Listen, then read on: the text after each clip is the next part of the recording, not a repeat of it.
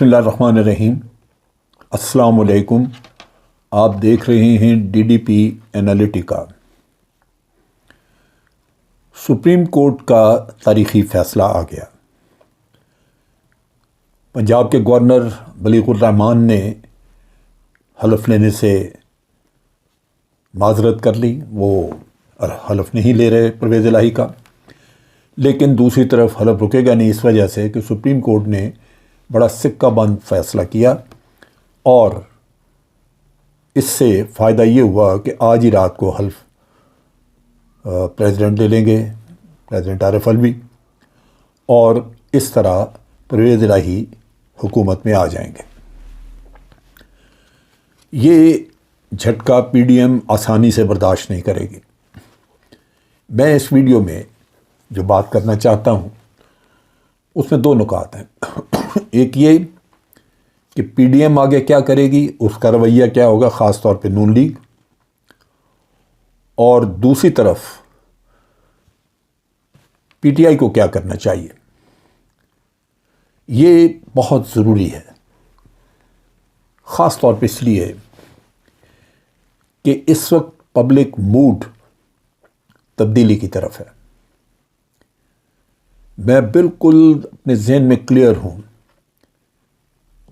کہ آج ملک کی حقیقی آزادی اور نجات کا وقت شروع ہو چکا ہے، اور اگر عوام نے ساتھ دیا، اللہ تعالیٰ کو منظور ہوا، تو انشاءاللہ اس ملک کی جان چھوٹے گی ان کرپٹ لوگوں سے، کرپٹ طبقے سے، جنہوں نے اس ملک کو یرغمال بنایا ہوا ہے اپنے اولادوں کے لیے، اپنے مفاد کے لیے۔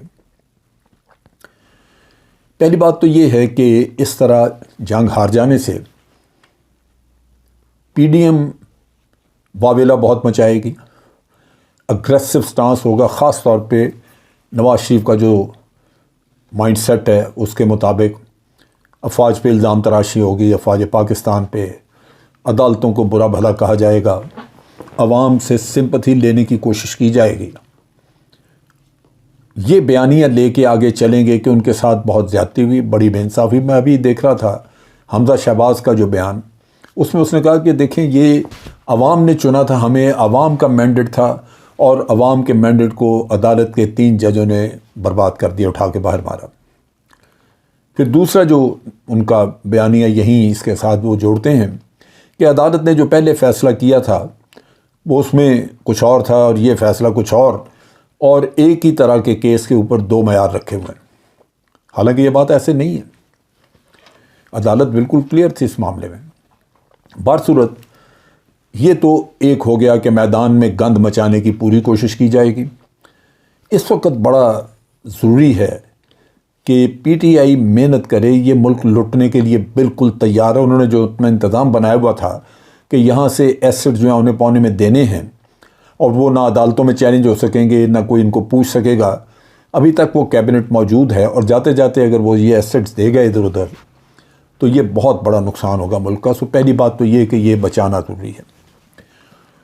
دوسری طرف جو مسئلہ وہ کھڑا کریں گے، کیونکہ آج ان کو اندازہ ہے کہ عوام ان کے ساتھ نہیں ہیں، اور باوجود اس کے کہ پنجاب کے الیکشن میں انہوں نے ہر سیٹ پہ 10,000 15,000 انہوں نے جعلی ووٹ ڈالے ہیں ہماری اطلاع کے مطابق، اس کے باوجود یہ جیت نہیں سکے، تو بے بسی تو ہوگی۔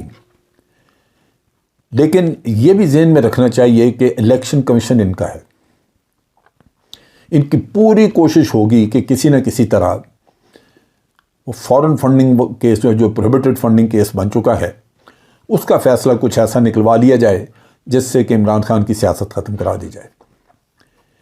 یہ وہ چیز ہے جس کے لیے منصوبہ بندی کرنے کی ضرورت ہے۔ اس میں بے شک عدالتوں میں جانا پڑے یا عوام کا پریشر ہو، کیونکہ اگر تو انہوں نے فیصلہ سنانا ہے تو ان کو ساری پولیٹیکل پارٹیز کا اکٹھے سنانا چاہیے۔ یہ نہیں کہ ایک کو آپ فیصلہ کر کے اس کو سزا دے دیں پی ٹی آئی کو، اور باقیوں کے لیے پھر آپ بیٹھے رہیں آرام سے، یک طرفہ سیاست ہوتی رہے۔ یہ ملک کے لیے بھی ملک کے ساتھ بھی بہت بڑی غداری ہوگی، اور ان اینی کیس عوام کے حقوق پہ ایک دن دہاڑے کا ڈاکہ۔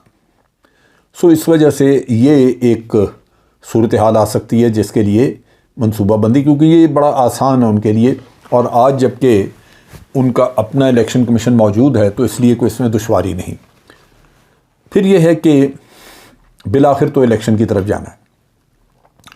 الیکشن کے لیے بڑا ضروری ہے کہ انڈیپینڈنٹ الیکشن کمیشن بنے، سو اس کے لیے بھی ورک آؤٹ کرنا ہوگا کہ یہ کیسے آگے بڑھیں تاکہ انڈیپینڈنٹ الیکشن کمیشن بنے۔ حکومت بہر صورت آج جو ہے یہ اسلام آباد تک آپ کہہ لیجئے کہ محدود ہے، ان کے ہاتھ بند گئے۔ اور یہاں میں ایک بہت امپورٹنٹ بات، بہت ہی اہم بات کرنا چاہتا ہوں۔ دیکھیے قرآن کریم میں جا بجا دیا ہوا ہے کہ اللہ تعالیٰ کو غرور پسند نہیں، تکبر پسند نہیں۔ یہ 3-4 مہینے کی حکومت جو برباد ہو گئی، ان میں تکبر بہت، انہوں نے اتنا تکبر کیا ہے، خاص طور پہ رانا ثناء اللہ نے، اور جو 25 مئی کو ظلم کیا انہوں نے، اور اس میں تکبرانہ دعوے کیے۔ اللہ تعالیٰ کو عز و انکساری پسند ہے،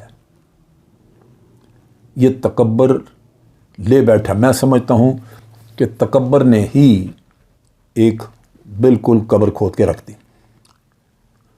دوسری طرف اللہ کو منظور تھا، یہی چودھری شجاعت کی ایک عزت بنی ہوئی تھی، وہ بھی اپنی زندگی کے آخری حصے میں آ کے اپنے لیے اپنے حصے سے زیادہ ذلت سمیٹ کے تو ایک طرف ہو گیا۔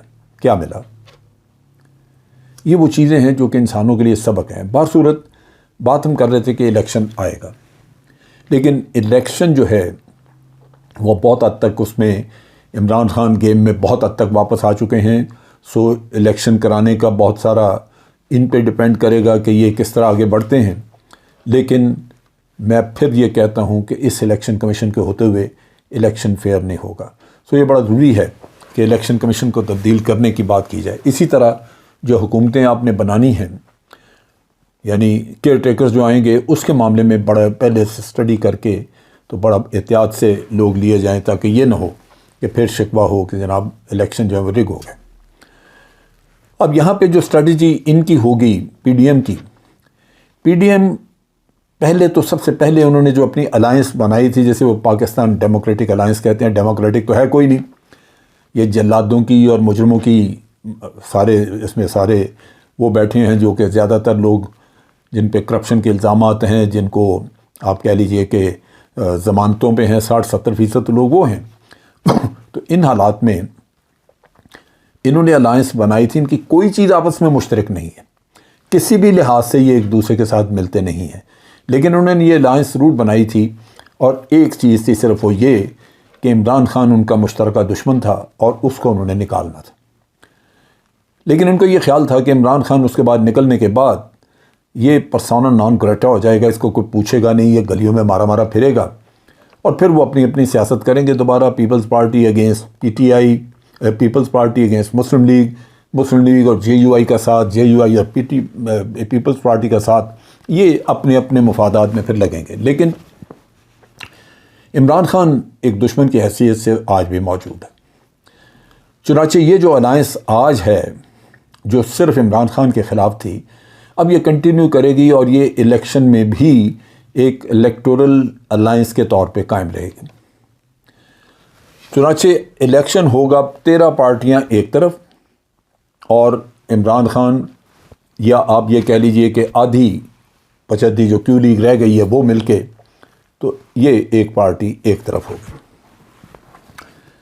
انٹیلیجنس ایجنسیز جو ہیں وہ ان کی مدد کریں گی اور ان کو بتائیں گی کہ کس علاقے میں آپ کا کون سا کینڈیڈیٹ جیت سکتا ہے الیکشن۔ چنانچہ ٹکٹیں بانٹنے کا قصہ جو ہے، ٹکٹیں تقسیم کرنے کا، وہ بھی مینج کیا جائے گا کہ جہاں جے یو آئی کا آدمی جیت سکتا ہے وہاں کسی اور کو ٹکٹ نہ دی جائے، اور جے یو آئی کا کون سا بندہ جیت سکتا ہے سو اسی کو ٹکٹ دی جائے۔ سو یہ الائنس جو ہے یہ مینج کرے گی اس طرح، اور ان کی کوشش ہوگی کہ الائنس کو 2/3 میجورٹی مل جائے، اور 2/3 میجورٹی جب مل جائے تو پھر یہ اپنے مرضی کے قوانین بنا کے پی ٹی آئی کا تیا پانچا کر دیں۔ یہ عوام کی امنگوں کا اور امیدوں کا خون ہوگا۔ عمران خان حکومت مل بھی جائے تو کوئی تبدیلی نہیں کر سکے گا اگر اس کے پاس 2/3 میجورٹی نہ ہوئی۔ چنانچہ انتہائی اہم ہے کہ اگلے الیکشن میں وہ ایسی منصوبہ بندی کرے اور ایسے اچھے لوگوں کو ٹکٹ دے جو الیکشن لڑیں اور جیت جائیں۔ 2/3 میجورٹی کے بغیر اس ملک کا معاملات نہیں بدلیں گے۔ 2/3 میجورٹی ملے عمران خان کو تو پھر آگے بات بنے گی کہ آپ ان کرپٹ لوگوں سے کس طرح جان چھڑا سکتے ہیں، ورنہ ان سے جان چھڑانا بڑا مشکل ہوگا۔ لہٰذا یہ ضروری ہے کہ آپ اس وقت اس منصوبہ بندی کی طرف توجہ دیں۔ اس کے ساتھ ساتھ جو چند مہینے حکومت ملتی ہے، اگر پنجاب میں 2-4 مہینے حکومت کرتے ہیں کہ یا زیادہ کرتے ہیں، تو اس میں عوام کے ساتھ رابطے اور رفع عامہ کا کام کریں، جس سے کہ عوام کو نظر آئے ایک فرق کہ پچھلے لوگ کیا تھے اور یہ جو لوگ آئے ہیں یہ ہمارا دکھ درد سنبھالتے ہیں۔ اسی میں وہ لنگر خانے اور پناہ گاہیں جو ہیں ان کو دوبارہ ری ایکٹیویٹ کیا جائے تاکہ عام آدمی کو فرق محسوس ہو۔ یہ بہت ضروری ہے۔ میں یہ باتیں ساری اس لیے کر رہا ہوں کہ مجھے یوں لگتا ہے کہ یہ ایک ٹرننگ پوائنٹ ہے جہاں ہم اس ملک کو ان کرپٹ لوگوں کے شکنجے سے آزاد کروا سکتے ہیں۔ یہ مطمع نظر سب کا ہونا چاہیے، اور اگر عوام مل کے اٹھ کھڑے ہوں گے، ان میں اتحاد ہوگا، تو میں نہیں سمجھتا کہ یہ پی ڈی ایم آپ کے سامنے ٹھہر سکے گی۔ آج کے لیے اتنا ہی۔ افواج پاکستان زندہ باد، پاکستان پائندہ باد۔